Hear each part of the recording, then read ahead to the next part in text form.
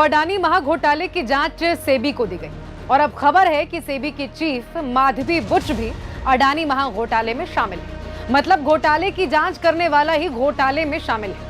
Hindenburg की नई report के मुताबिक सेबी चीफ माधवी बुच और उनके पति धवल बुच का उन संदिग्ध कंपनियों में इन्वेस्टमेंट था जिसमें गौतम अडानी के भाई विनोद अडानी का संबंध था। इस इन्वेस्टमेंट को छुपाने के लिए माधवी बुच ने सेबी प्रमुख बनने से एक हफ्ते पहले ये शेयर अपने पति के नाम ट्रांसफर कर दिए थे। A very serious allegation against the Adani Group was illegal share ownership and price manipulation using offshore funds. It has now emerged that SEBI chairwoman Madhavi Buch and her husband had an interest in one of those funds. This is an explosive allegation because it alleges that the umpire herself.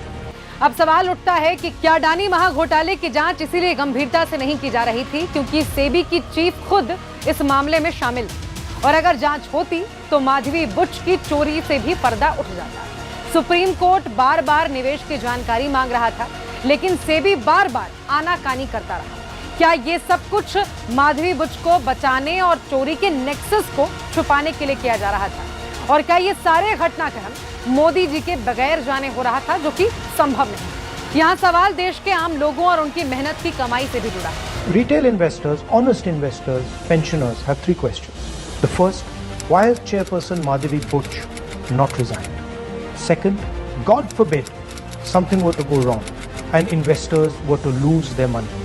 Who is responsible? Is the Prime Minister of India responsible? Is Madhavi Buch responsible? Or is Mr. Adani responsible? And finally, the Supreme Court has been looking at this matter. New allegations have emerged. Very serious, explosive allegations have emerged. Is the Supreme Court going to look at this matter suo motu again? इस महाघोटाले की जांच अब केवल और केवल JPC के जरिए ही संभव है, लेकिन मोदी जी जेपीसी के नाम से भी डरते हैं। हमें भूलना नहीं चाहिए कि इसी जेपीसी की मांग के चलते राहुल गांधी की संसद सदस्यता छीन ली गई थी।